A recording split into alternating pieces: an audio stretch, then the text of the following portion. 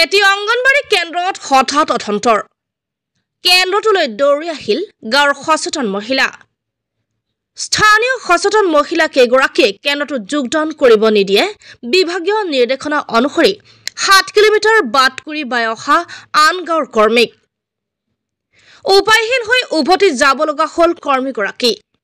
ঘটনাৰ স্থান পূৰ্বৰ বৰপেটাৰ বৰ্তমান বজালি জিলাৰ অন্তৰ্গত ছাগলচাৰী গাঁও ঘটনাটোৰ পিছতে পুহলৈ আহিল বৰপেটা জিলাৰ সমাজ কল্যাণ বিভাগৰ এক আজব কাণ্ড কৰ্মী অবিহনে বিগত 16 বছৰে চলি আছে পূৰ্বৰ বৰপেটা বৰ্তমান বজালি জিলাৰ অন্তৰ্গত ছাগলচাৰী গাঁৱৰ 108 নং অঙ্গনবাড়ী কেন্দ্ৰটো 16 বছৰ ধৰি সহায়িকা গৰাকীয়ে চলাই আছে কেন্দ্ৰটো স্থানীয় সচেতন মহিলা কেইগৰাকীৰ অভিযোগ অনুসৰি নিৰ্দিষ্ট অঙ্গনবাড়ী কেন্দ্ৰটোৰ বাবে বিগত সময়ছোৱাত বিভাগীয়ভাৱে কৰ্মীৰ পদটোৰ বাবে 2-3 বাৰ বিজ্ঞাপন দি সাক্ষাৎকাৰ অনুষ্ঠিত কৰিছিল অৰ্হতা নীতি নিয়ম অনুসাৰে স্থানীয় কেইগৰাকী মহিলাই সাক্ষাৎকাৰ দিবলৈ গৈ উভতি আহিছিল কিন্তু বিভাগটোৱে বিভিন্ন ভেকো ভাওনা দেখুৱাই আজিলৈকে বাছনি নকৰিলে কৰ্মী তাৰ পৰিৱৰ্তে 310 নং অঙ্গনবাড়ী কেন্দ্ৰৰ কৰ্মী নিৰ্মালী কলিতাক ছাগলচাৰী গাঁৱৰ 108 নং অঙ্গনবাড়ী কেন্দ্ৰটোত কৰ্মী হিচাপে যোগদানৰ নিৰ্দেশনা প্ৰদান কৰে বিভাগীয় নিৰ্দেশনা মানি শনিবাৰে নিৰ্মালী কলিতাৰ নিৰ্দিষ্ট সময়ত কেন্দ্ৰটোলৈ যোগদানৰ বাবে আহিছিল যদিও স্থানীয় সচেতন মহিলাসকলে যোগদানত বাধা প্ৰদান কৰে নিৰ্মালী কলিতাক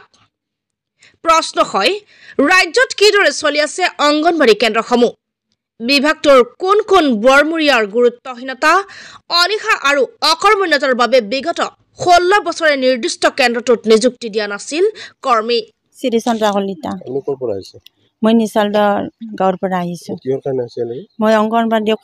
251 অঙ্গনবাড়ী কেন্দ্ৰৰ কৰ্মী আছিলোঁ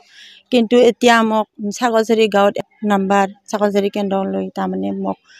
যোৱা অৰ্ডাৰ কপি এটা দিছে যে তুমি তাত জইন কৰা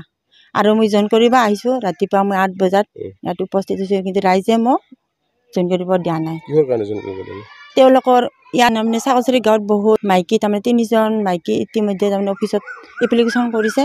তেওঁলোকৰ এপ্লিকেশ্যন দিয়াৰ পিছতো কৰাৰ পিছতো ইণ্টাৰভিউ দিব গৈছিল বোলে তাৰ কাৰণে ইণ্টাৰভিউ নলল কিন্তু কৰ্মী সহায়িকাজনী বোলে তাৰমানে মৃত্যু হ'ম বুলি কৈছে মৃত্যুবৰণ কৰি তাৰ কাৰণে তেওঁলোকৰ বোলে মানে হেৰি নললাক আৰু সেইকাৰণে তেওঁলোকে কৈছে যে বাইদেউ আমি ইণ্টাৰভিউ দিব যাই যদি গুচি লগা হৈছে তেতিয়াহ'লে আপোনাকো ইয়াত জইন কৰিব আৰু ইয়াৰ গাঁৱৰে আমি হওক মই বিপদত পৰিছোঁ কিন্তু মই ৰাজ্য চৰকাৰৰ তেওঁলোকৰ অৰ্ডাৰ মতে মই ৰাতিপুৱা আহি পাইছোঁ কিন্তু এওঁলোকে মোক দিয়া নাই কিন্তু নিদিলেও মোৰ এতিয়া এওঁলোকে যদি নিদিয়ে মইতো উপায়ো নাই মই কি কৰিম এতিয়া মই ঘৰকে যাব লাগিব ৰাইজৰ ওপৰতো মই আৰু আমি বৰ্তমান জইন কৰিব দিবা বিচৰা নাই কাৰণ কিয় বিচৰা নাই আমাৰ এই ছাগলচাৰী গাঁওখন অনুন্নত হ'লেও মানে কি উচ্চ শিক্ষা থকা মহিলাওতো আছে শিক্ষিত মহিলা আছে গতিকে গাঁৱৰ এটা শিক্ষিত মহিলা যিকোনো মহিলা শিক্ষিত মহিলা এটাই পাওঁতো আমি বিচাৰোঁ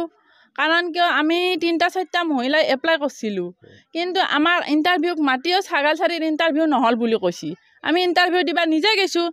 এখেত প্ৰণীতা কলিতা আৰু মই ফুলকুমাৰী কলিতা আমি দুটাইও দিছোঁ এই নিৰদা কলিতাইও দিছে কিবা এপ্লাই কৰিছিল গতিকে আমাৰ ইণ্টাৰভিউৱে নললাক য'ত নেকি প্ৰণীতা কলিতা আৰু মোৰ এতিয়া তেখেতত আমি জইন কৰিব দিবা বিচৰা নাই জইন কৰিব দিব নোৱাৰো কাৰণ আমি আমাৰ এই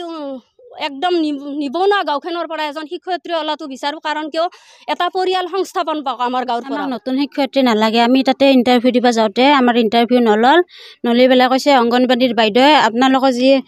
কৰ্মী আছে তাত ফাঁচি দি মৰব আমাৰ ইয়াতে যদি ইণ্টাৰভিউ হয় আমি ইণ্টাৰভিউ ল'ব নোৱাৰিম আপোনালোকৰ সেনেকৈ আমাক পঠিয়াই দিছে ইণ্টাৰভিউৰ পৰা ইয়াতে জইন হ'ব দিব নোৱাৰিম আমি ইয়াতে মানে আপোনালোকে কি বিচাৰে নতুনকৈ ইয়াতে ইণ্টাৰভিউ হ'ব বিচাৰে নতুনকৈ ইণ্টাৰভিউ হ'ব বিচাৰোঁ আমি